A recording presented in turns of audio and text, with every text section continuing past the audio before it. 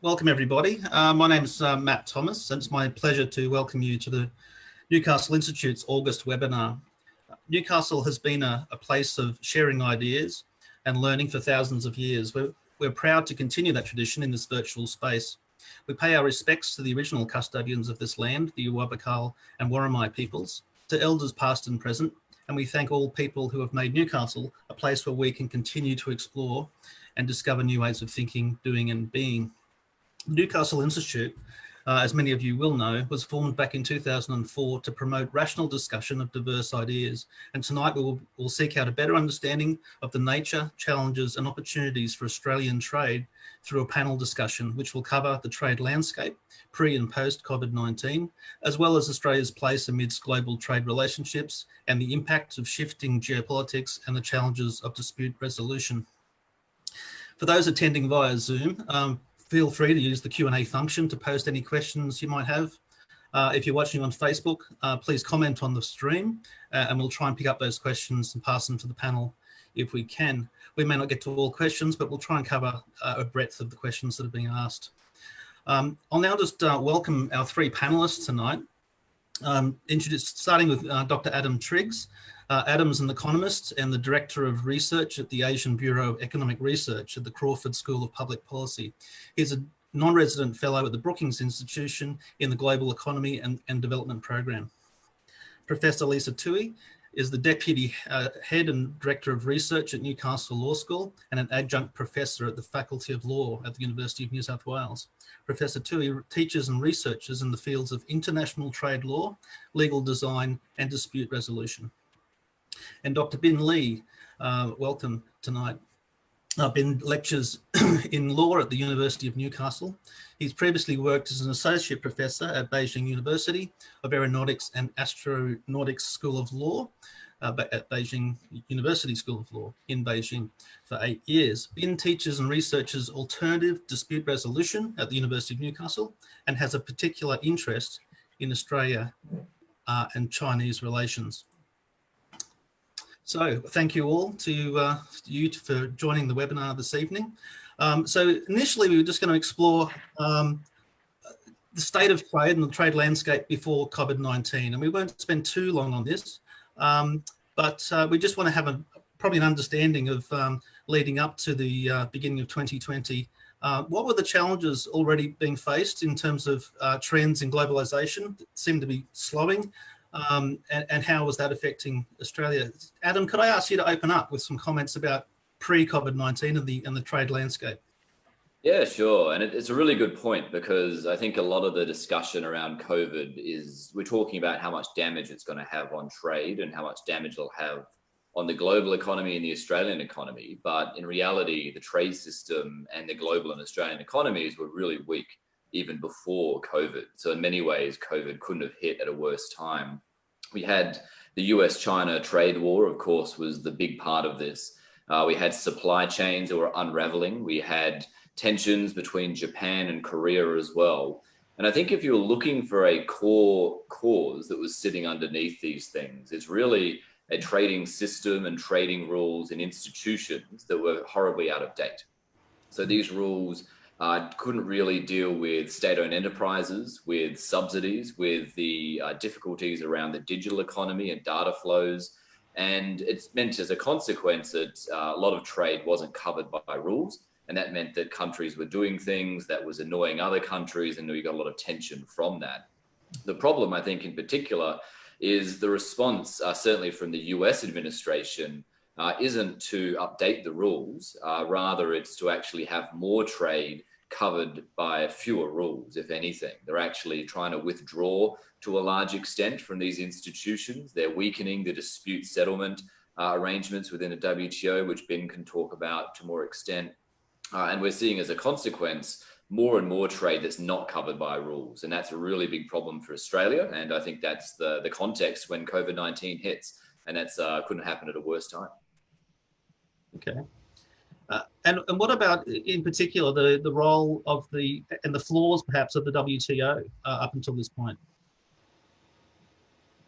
Yeah, so I think the major flaws were just that the WTO and the trading rules were out of date and they're unable to deal with a lot of these emerging issues. If you, for example, think about China, which has obviously been a source of tension for the US and other countries, it's very difficult to identify which rules China has breached in terms of the international trade rules.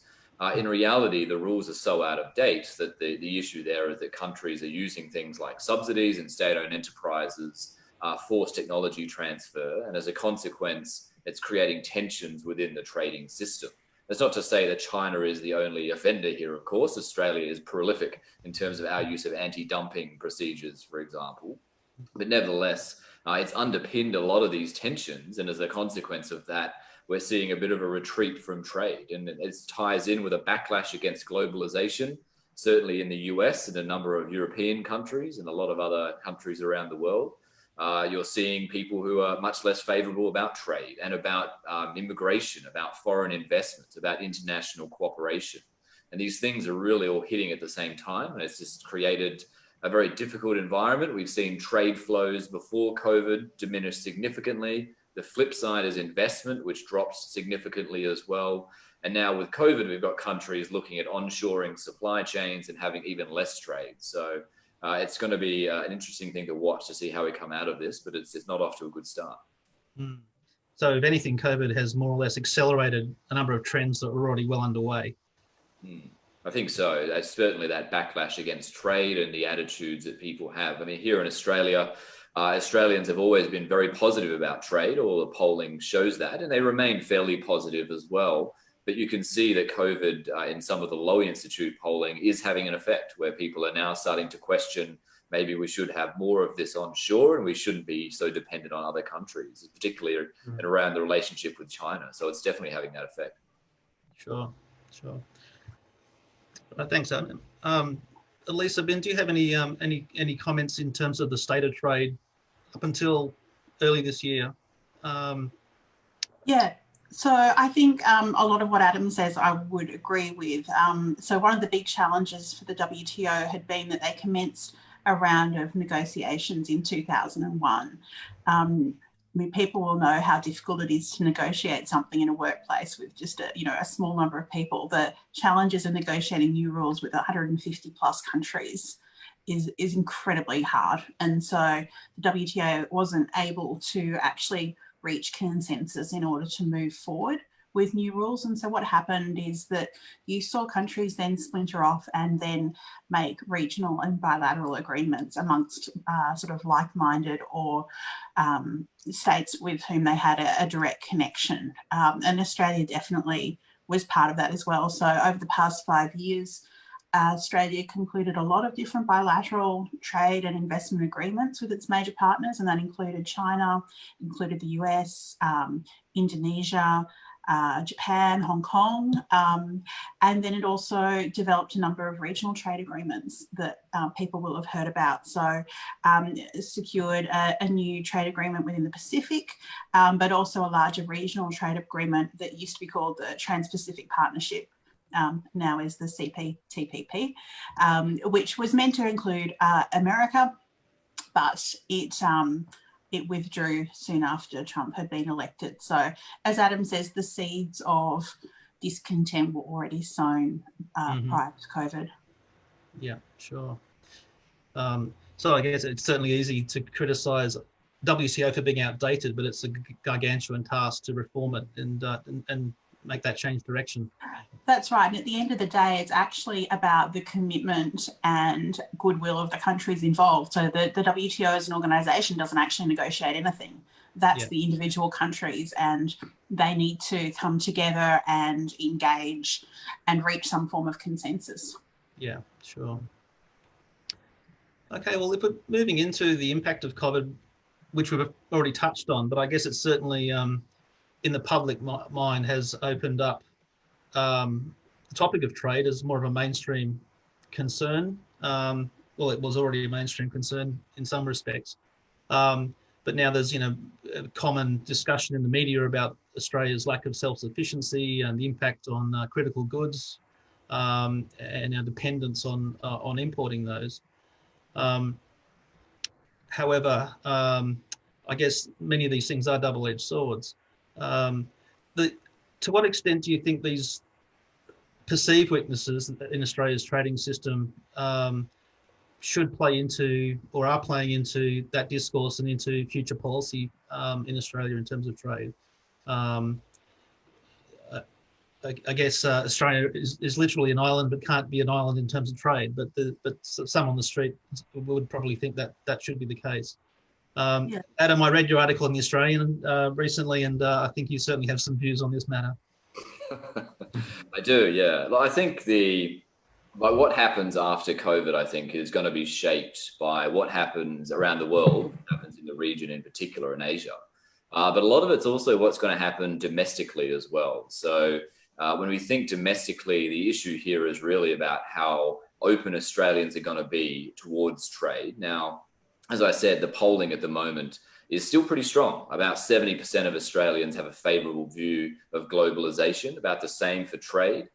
We have one of the largest immigration programs in the world, but Australians think that it's about right. They don't have a strong opposition to reducing it or increasing it, but reducing it in particular. Foreign investment can be a bit more difficult, particularly depending on where it's going in the economy.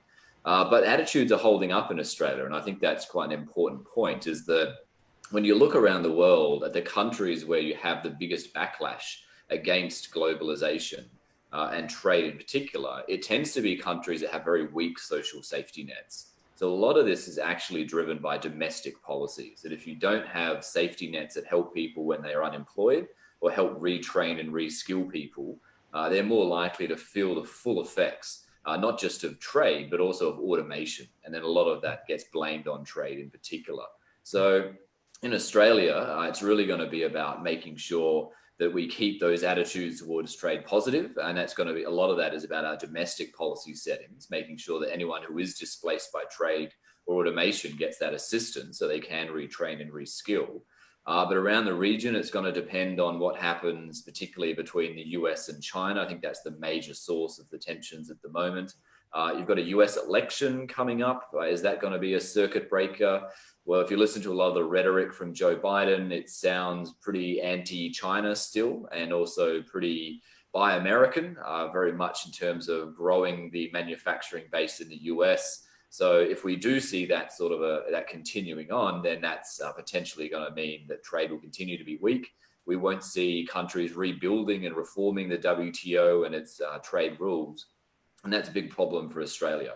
More than a fifth of our economy comes from trade. We rely on these trade rules for our prosperity, much more so than those than bilateral agreements as well. So, and certainly, we've already seen the Australian government walk into some pretty tricky diplomatic gaffes or tight spots. How do we sort of navigate through this minefield of almost catch-22s and impossible decisions ahead? Ben, do you have any views on how we've fared so far, but what the future holds in terms of that dispute resolution or avoiding dispute? Yeah, so I'm not a trade expert, but I'm teaching alternative dispute resolution at Newcastle. So in terms of alternative dispute resolution, it consists of many approaches, and one of them actually is negotiation. So when it comes to negotiation as a dispute resolution approach, essentially it doesn't refer to any, who is right and who is wrong, but rather it's about how two sides can work together towards a great outcome based on their shared interests. So in that sense, I think, both China and Australia, of course, China and the US as well, they do have some common interests. They do want stable relation, including economic relations. So that's very foundational. It's a very solid foundation for a potential agreement on their business transactions. So, I mean, based on that, the countries could work together based on their interests, and then find some common ground, and then to see whether there are any possible solutions for the current standstill in economic relations. Sure.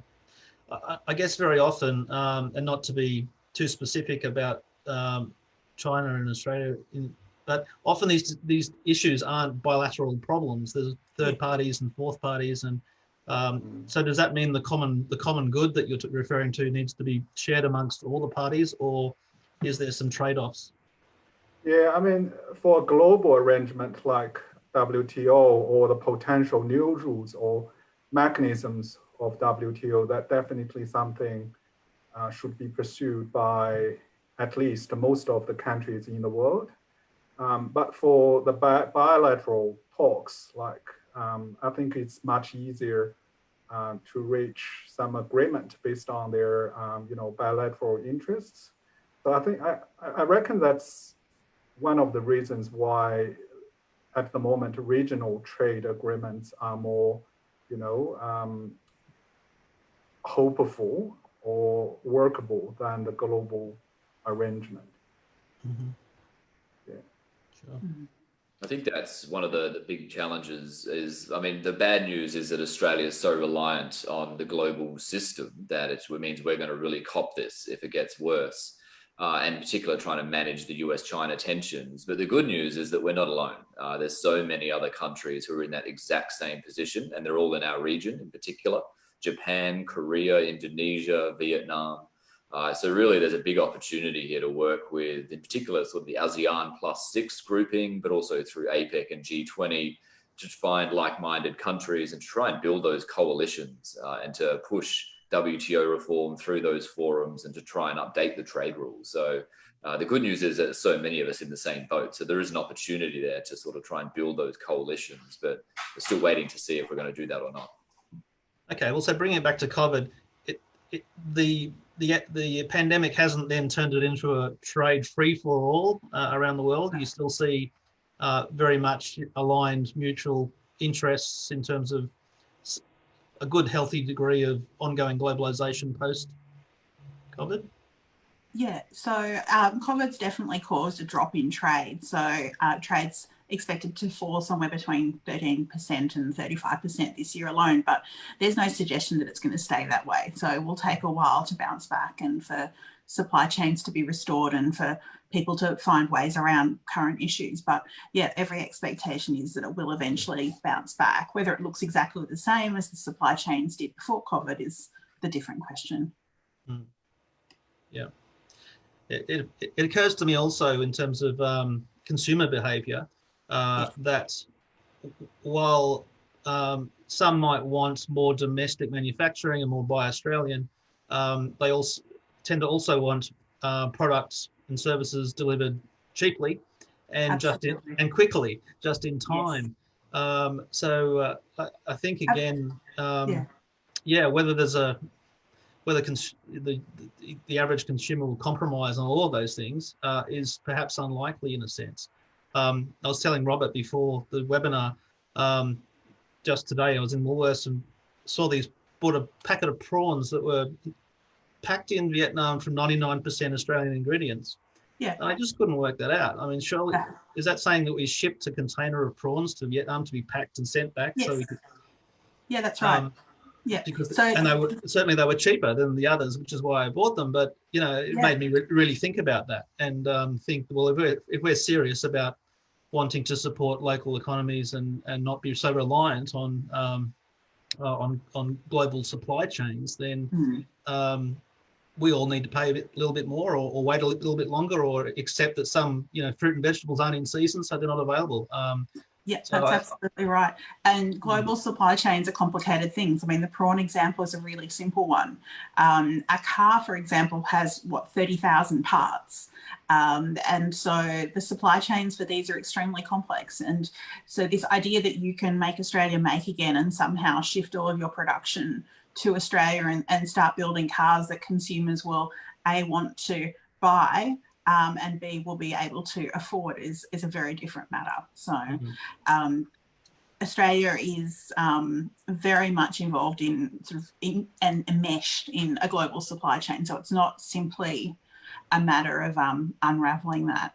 And the other thing about what we've seen during COVID is that not everything has to do with trade disputes or, you know, shortages in trade. It is also about shifts in consumer behaviour in the short term. So people see things out of stock on the shelves in Kmart and demand more to buy Australian stock from Kmart. But firstly, they may not be willing to pay the prices that it costs to produce something in Australia, paying award wages, which is what we believe in as Australians. But secondly, a lot of the things that have disappeared are not because of an actual shortage, they're because consumer preferences have suddenly changed during the pandemic. So things are much more complicated than they sometimes look from the outside.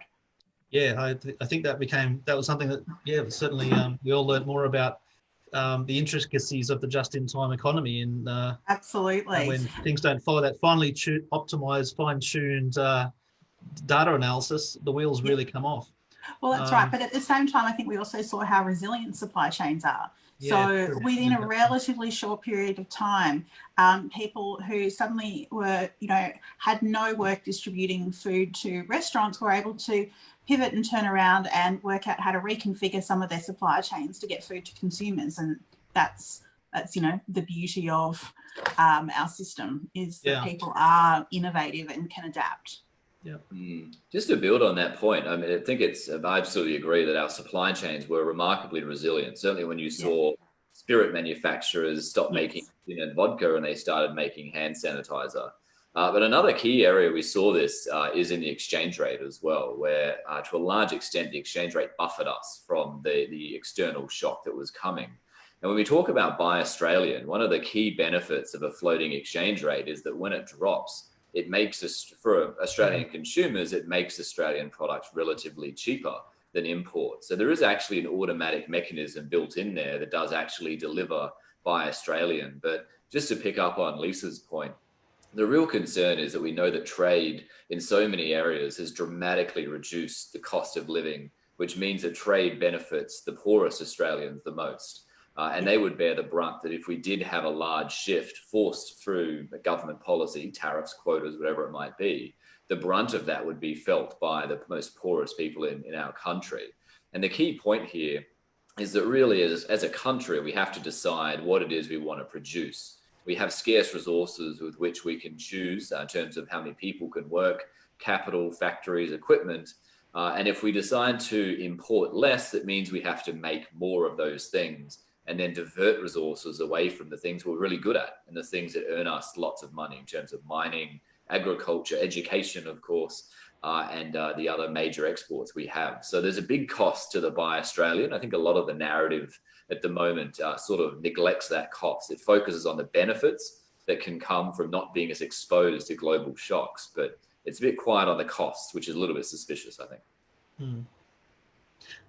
There's an audience question that's just come through. I might just paraphrase that, but Australia sometimes tends to see itself as trade is based on that's which we grow or that which we dig up, rather than that where we value add. Maybe an unfair comment, but maybe we haven't value added enough in the past. Is there a catalyst here to see how can we value add more? Rather than just sell the basic ingredients more often? Yeah, so to go back a step, that's absolutely right. So economists have come up with something called the Economic Complexity Index, which looks at how much value adding there is within an economy. So in essence, how sophisticated it is. And the top countries in that index are, you know, Japan, Switzerland, Germany, South Korea, places like that.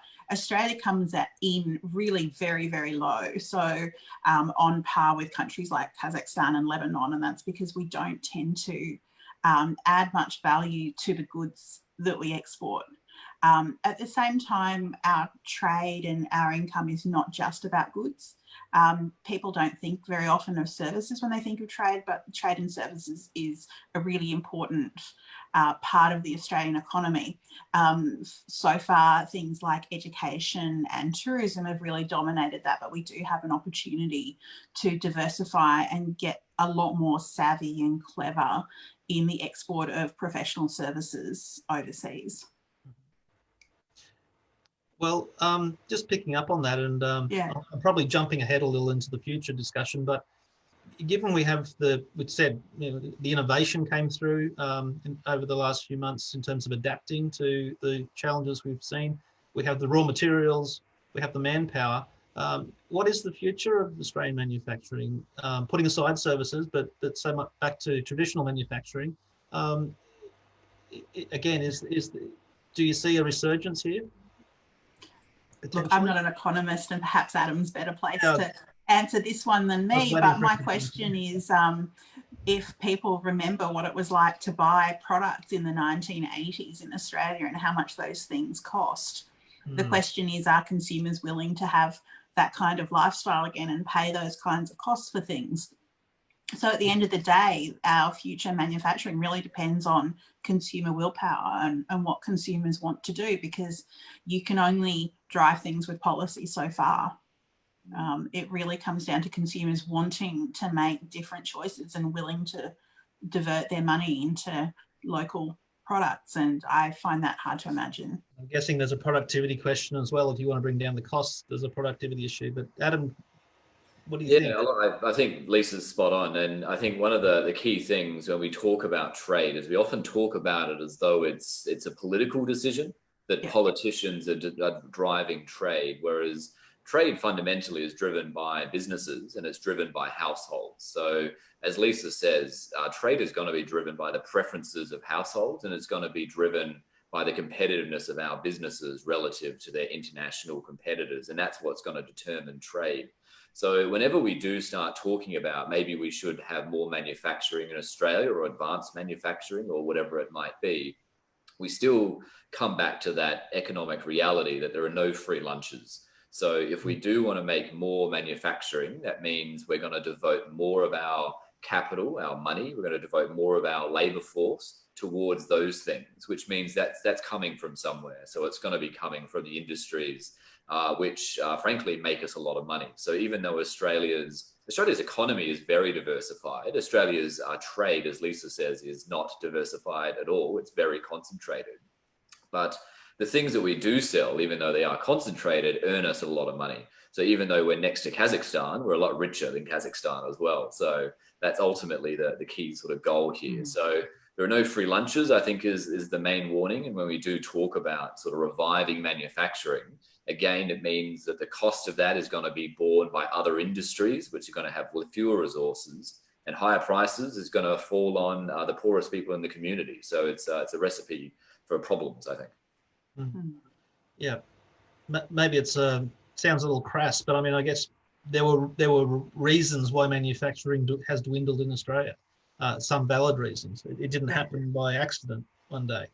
No, and a lot of the manufacturing that stayed in Australia for long periods of time stayed with very heavy subsidies and in support for that industry. What Australia does do really well, and what it should be encouraged to do more of, is high-tech innovation. So great examples of innovation coming out of Australia and going to the world include things like cochlear implants and medical technology. And those are areas where you're not exporting humongous quantities like you do for commodities, but you're exporting high value, high tech products that rely on the intelligence of Australian scientists to develop and take to the world. Well, I think in some cases, some of the good ideas are then licensed off and almost again sold as a raw material because they're sold at a sort of pre-ramp up stage. But the success stories certainly show that that more can be done in exporting innovation to the world. I think we keep tipping into the future because I think and I did put aside most of the time to discuss it because I think that's the most interesting part of the trade discussion, where it's going. Ben, do you think, are you hopeful or optimistic that the trade tensions we're seeing, the various trade wars, including in the European arena, do you think that common ground will be struck and that we'll see some return to embracing the multilateralism we've enjoyed for many years? Yeah, I do hope that, the trade relations between China and Australia, and of course, between China and US as well is getting better based on their common interests. So, well, in terms of the common interests, that can be a very broad concept and can be very abstract. But if we, listen to what the national leaders talk about, they usually refer to, sort of national interests and things like that. So I think that's a very good starting point. And the next step would be, how we can explore the common or shared interests with the other party. Again, I'm not trade expert, but to my knowledge, for example, I understand that there is some Chinese investment in the Han region, mainly in the coal mines. And for example, if there is a restriction put in place by Chinese government on the import of Australian coal, this would not be a good news to the Chinese investment. So from that point, I think there are, some common ground that we can work together towards the future. Mm-hmm. Yeah. Yeah, I think we've all read and seen where trade wars have already been own goals in many respects. Certainly, for example, the US industries that are consumers of steel, I think, are already suffering because of the fairly simplistic view of the merit of the tariff on steel from the US, and it's which just shows there is so much sort of ingrained common benefit in these trade relationships. It's very hard to unscramble that omelette. Absolutely. And tariffs, I think you really hit the nail on the head there, saying that tariffs are a real own goal because it's consumers that pay the price for tariffs. And that's very much what's happening in the United States, where you put tariff especially on goods that consumers need to buy, and particularly less well-off consumers, then in effect you're taxing those consumers. Yeah, whereas it's portrayed often by President Trump as a check he receives from tariff. It's a heroic measure in a battle against trade. And he would be quite horrified if he, I think, understood the reality that he's taxing his own people. Indeed. I think there's called a killer statistic here is that the number of people who are employed in steel mills in the US is about 170,000. The number who are employed in industries that use steel is about 6.1 million. So then the damage that this has done to the US economy and to the living standards of these people, particularly in the Midwest, which are the people who voted for Trump, have suffered significantly. And to me, that tells me that I don't think the US is going to be the source of recovery when we talk about trade. I think I just don't see Biden, unless he wins an enormous majority, that he can actually address the domestic challenges in the US that are driving this backlash against trade. Unless he can do that, I think leadership in terms of rebuilding trade isn't going to come from the US. It's probably going to come from Asia.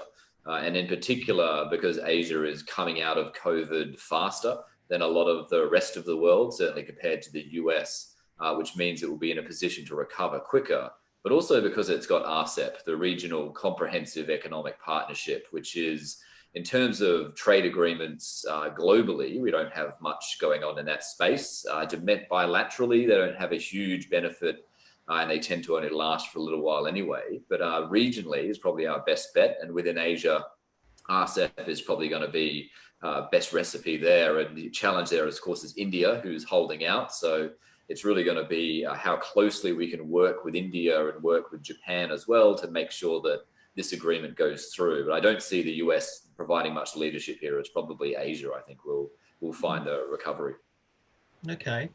And I was just thinking, Lisa, obviously my example of steel tariffs was in my mind because I read it in an article, which I just realized was Adam's. That's embarrassing. But I had those statistics ready. Yeah, exactly. And the dollars were amazing as well as the employee numbers from both of those areas. But is that a substitute for global leadership, though, Adam? That if Asia taking over, I guess, the momentum in terms of trade, but if it's not coming from the US, is that going to drive in the same way that not just the US, but perhaps the G7 had driven this in the past? Yeah, it's certainly not ideal, and it's very difficult without US leadership, or not even leadership, but without the US sort of acquiescence to it. It's going to be extremely difficult, but it's really the best chance that we have at the moment. And the beauty, I mean, RCEP, the US isn't in RCEP. It's fairly open agreement, so they could join theoretically in the future. But that's probably, for our region, is going to be your best prospect of getting some kind of stopgap measure for a while we're so slow in fixing the global trade rules and trading system, that this will probably be our best bet until then. And all you can do is hope that the US, they can address some of these domestic challenges that fuel all of this backlash against trade and globalization. And then eventually they can come around. But in the meantime, I think we have to look into our region a bit more if we're going to find much in way of trade. And without trade, our recovery is going to be a lot slower coming out of COVID. So it's pretty pressing. Well, is there much chance that the new presidency of the WTO will be a catalyst for any kind of reform movement, or is that more symbolic? Well, it'll be interesting to see. The WTO does a lot of things very, very well, and I think it's important not to throw the baby out with the bathwater on the World Trade Organization, but moving forward is just really, really hard. And so that's where the role of these regional trade agreements becomes important.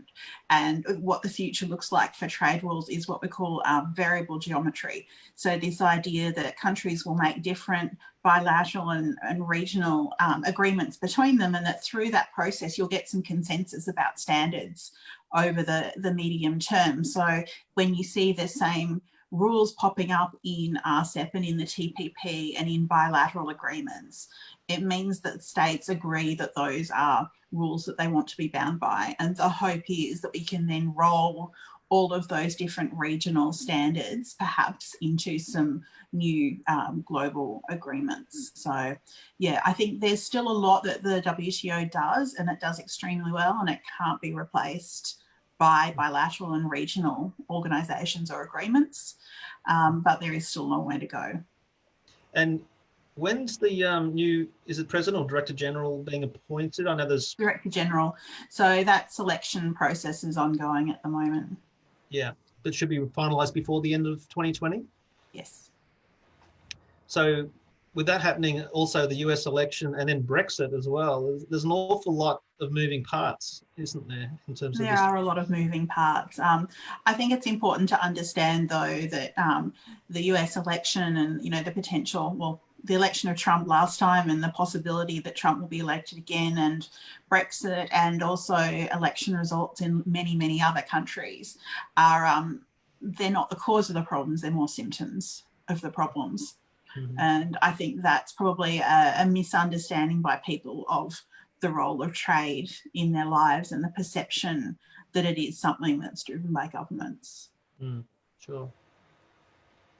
Yeah, and I think Lisa's spot on when she said earlier on that really the WTO, it's all about, the WTO doesn't negotiate on its own. It's all about the will of the members of the organization. So the ability of a new president to really create political will is going to be really difficult. I think one of the areas that's probably most promising are these sort of plurilateral agreements that WTO is negotiating. And these are in areas like the digital economy. So if a new president can try and find some areas where people can agree and have those sort of carve out areas and look at those, that might be a way forward. But otherwise, I think it's probably regional. But as Lisa says, it's not a substitute for global agreement. So as long as it can be scaled up at some point, when that will emerges at some stage in the future, then that would be the sort of best hope, I think.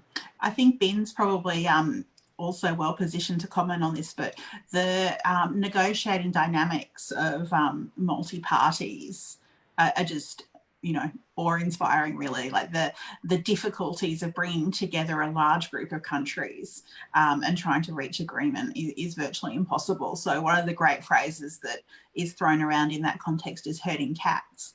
That reaching agreement in large multi-party negotiations is like herding cats. I agree. I mean, it's really hard to find, the common ground among a very large number of the participants as the negotiating parties. So I thought, in this sense, it may be much easier to have some more regional arrangements in place, and then based on that, a new global trade scheme might emerge. I don't know, but that looks to me like more like a very doable approach. Mm-hmm. I'm also very interested in the supply chain. I mean, for example, made in China has been a very common phenomenon, and now the United States is driving the manufacturers back to the United States, or drive them to other Asian countries. I mean, but as Lisa mentioned, for a car there are thousands of parts, and I reckon that might be easy to say but hard to do thing. Also at what cost this process can be completed, and in what time frame. So from that point, I think it might be helpful to reach agreement between the conflicting parties, rather than seeking to change the landscape of supply chain. But I can be wrong, but that's my observation here. Sure. Mm-hmm.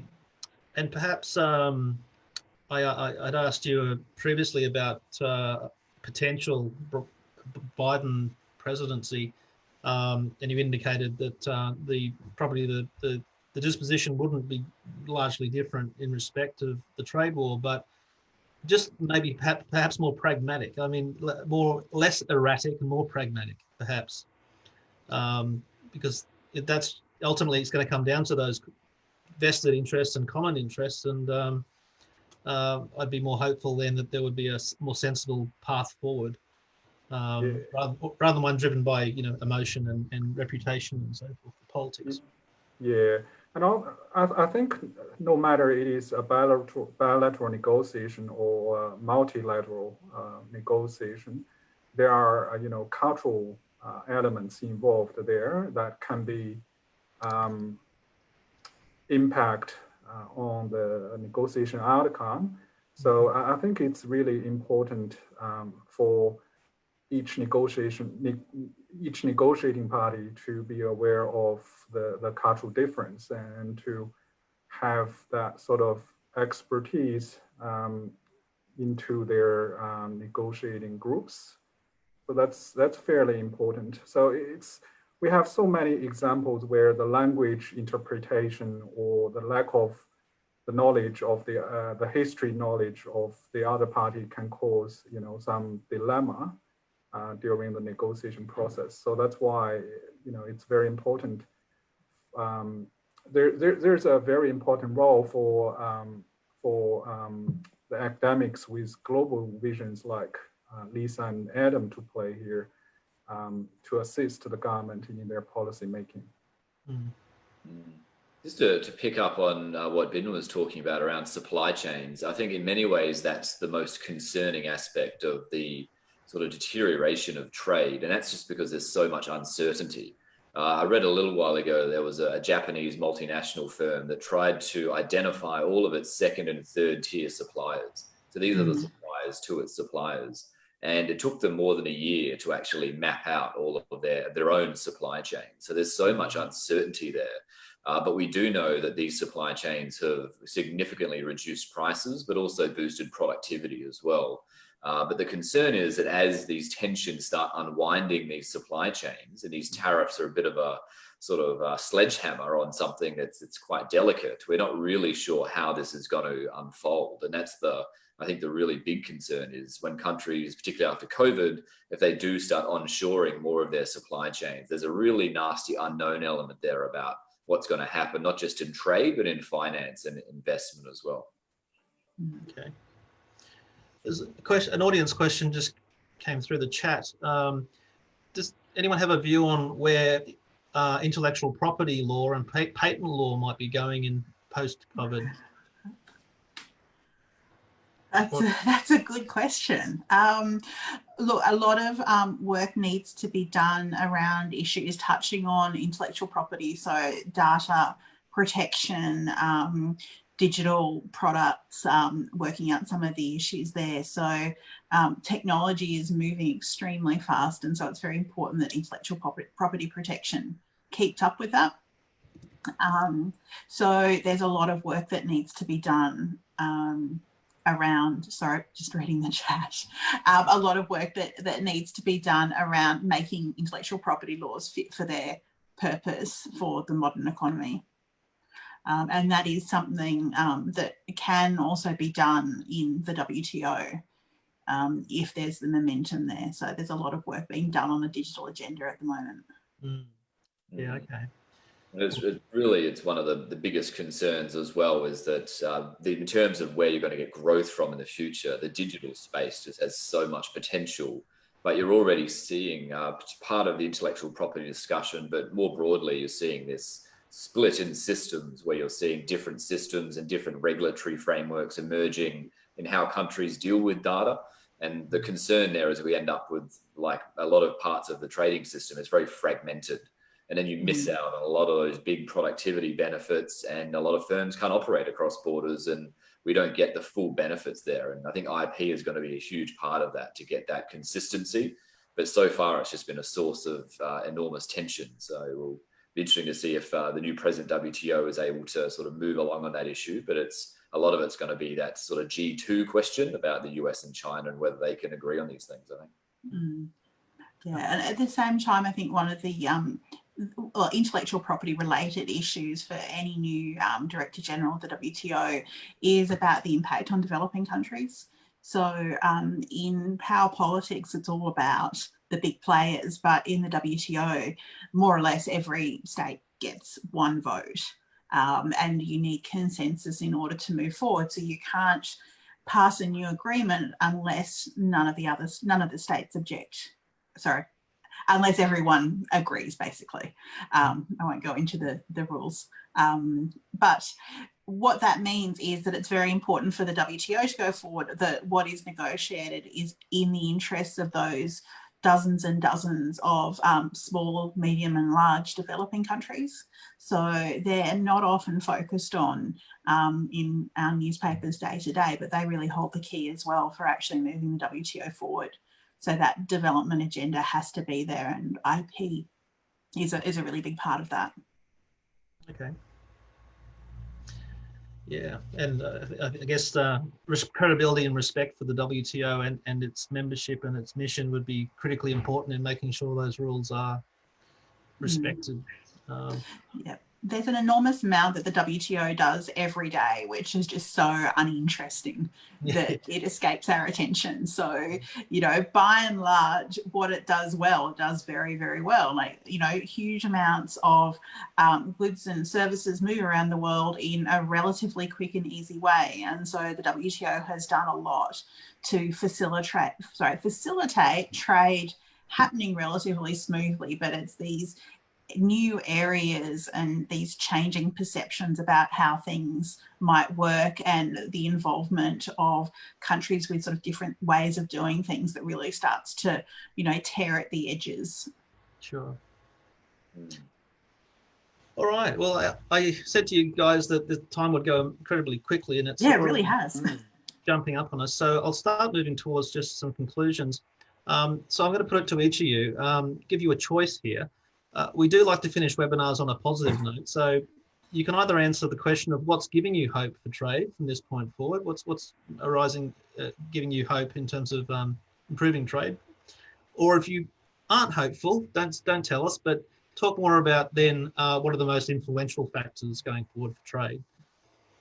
So Adam's nodding, so I'll start with Adam while the others can think about that one. So I was thinking as well, but yeah, I think I'll take the optimistic route. I think the thing that gives me a lot of optimism, certainly in Australia, is that Australians are still very committed to trade. It goes back to what we were talking about earlier, that even with being such a huge trading country, such a strong, large immigration program, Australians are still very open towards openness. And for me, that's a big source of optimism. And I think that means that Australia, there'll be a lot of pressure on the leadership in Australia to do what they can in terms of boosting trade. And that includes working more closely with countries in the region. The only other sort of source of optimism, I think, so much of trade is actually driven domestically, as I said, in terms of your domestic safety nets is shaping people's attitudes towards trade. But when you look globally, I think a source of optimism is that a lot of the leaders who are really causing issues in terms of trade and are really attacking globalization are all doing really terribly at the moment politically. Doesn't matter which country you look at, they're all really struggling with COVID. And that's in no small part because of the way they've handled it. So I think there is some optimism, certainly from Australia's perspective, but globally as well. I think you might see a bit of a political shift in some countries and a bit of pressure in the other way. At least that'll slow down the damage maybe and have a bit of a better and more predictable approach to trade. But addressing those big structural factors, that's domestic factors, that'll be the challenge going forward, I think. Thanks, Adam. Lisa, you... Yeah. I guess my perspective is more on the international setting, which I guess dovetails quite nicely given Adam's remarks. But I think this is nothing, it looks different to what we've seen before, but the ebb and flow of tensions is nothing new. And so I am optimistic that sooner or later the tide will turn. And that there will be sort of a return to respect for international law and engagement with the international system, because, I think it shows, throughout history, the value of international rules. Certainly they're essential for Australia, but they're essential for peace and stability in the region more generally. So for me, I think what really stands out is that Australian leaders and Australian politicians are standing at the threshold of a big decision where they can decide to either sort of jump in the fight, or they have a chance to either be an honest broker or to really work and seek to engage with the region and build alliances within our region and push the large powers to do better, basically, to re-engage with the international system and to not fall into petty, tit for tat and power politics, because we know that doesn't work. Yeah. So I'm cautiously optimistic. Sooner or later, things will come good. Ben, do you have any comments to add? Yeah, I do. I'm also hopeful. I mean, I'm optimistic that China and Australia can work together and navigate through the difficult situation where we are now. Again, I think the common ground is important. That is built on the shared interests. For example, if we take a very broad view, for China, it definitely needs Australia as a very important trading partner. At least a stable relation with Australia would be beneficial for Chinese government, because the United States is more than enough for China to be busy. And for Australia, of course, Chinese market is very lucrative, and so that's common, ground for both parties to work on. And again, I think that cross-cultural communication skills are also very important. And culturally sensitive is really primary in international negotiation process. So hopefully, into the future, each party can be more pragmatic and also interest-based rather than position-based. Sure. Well, that's good to hear, and I think populations will be expecting that pragmatism and probably deserve it as we come out of COVID-19. Look, I just want to thank you all for joining us tonight on the webinar. Thank you, Lisa and Ben and Adam. Before I go, I just want to let viewers and members know next month's webinar will be on the value of culture and art to our society, featuring Rosemary Milson, Georgia Moore, and Wesley Enoch. And then in October, we have the US election, more important than ever, with Professor Michael Ondaatje. So that'll be, we might have an October surprise by then, and it'll be an interesting webinar indeed. So thanks again for watching, and thanks to our panelists, and good evening. Good night. Thanks very much. Thank you.